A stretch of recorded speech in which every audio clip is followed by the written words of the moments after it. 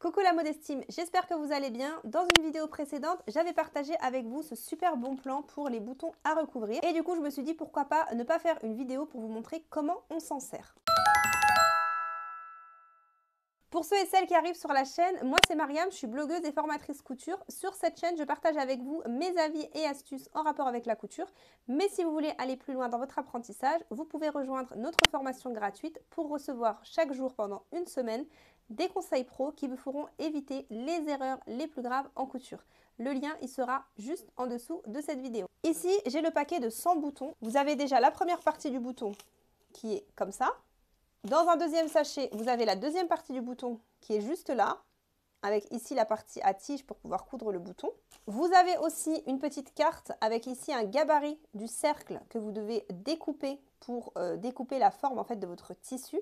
Moi, j'ai pas découpé le gabarit directement dessus parce que je me suis dit on sait jamais que je le perds, je préfère garder la carte telle quelle. Du coup, j'ai repris sur un papier tout simplement le rond. Sur un petit papier, vous pouvez prendre un papier plus épais que celui-là, c'est comme vous voulez. Et ensuite, avec ce petit gabarit-là, vous allez découper un petit rond de tissu. Si vous utilisez un tissu un petit peu fin, je vous conseille de l'entoiler avec un entoilage léger. Ce sera beaucoup mieux pour réaliser votre bouton. Et vous avez aussi évidemment ces deux petits objets qui vont nous servir pour former le bouton.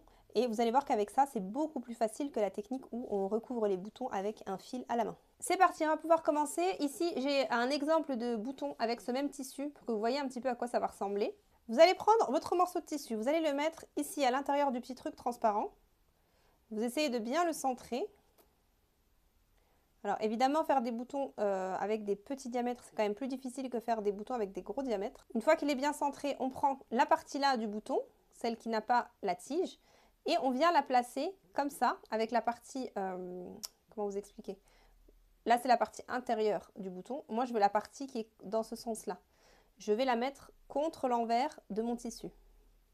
J'appuie, on essaye d'appuyer bien fort. Et là, on va rentrer le tissu à l'intérieur.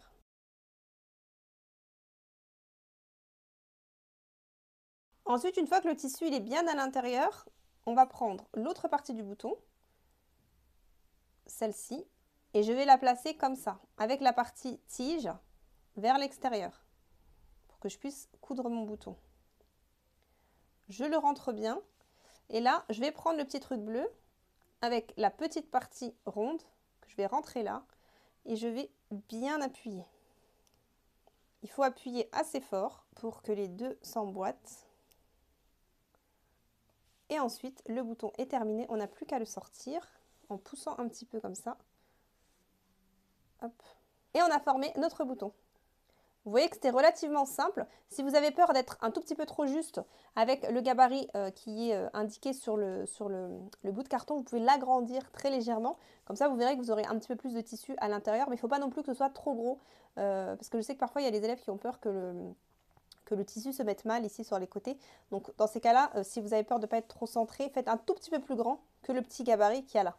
Et donc vous faites ça pour tous vos boutons et vous avez des jolis boutons à recouvrir de la même couleur que votre tissu. Cette vidéo est terminée. Si elle vous a plu, n'oubliez pas de la liker et de vous abonner à la chaîne. En attendant, je vous souhaite de réaliser de jolies coutures.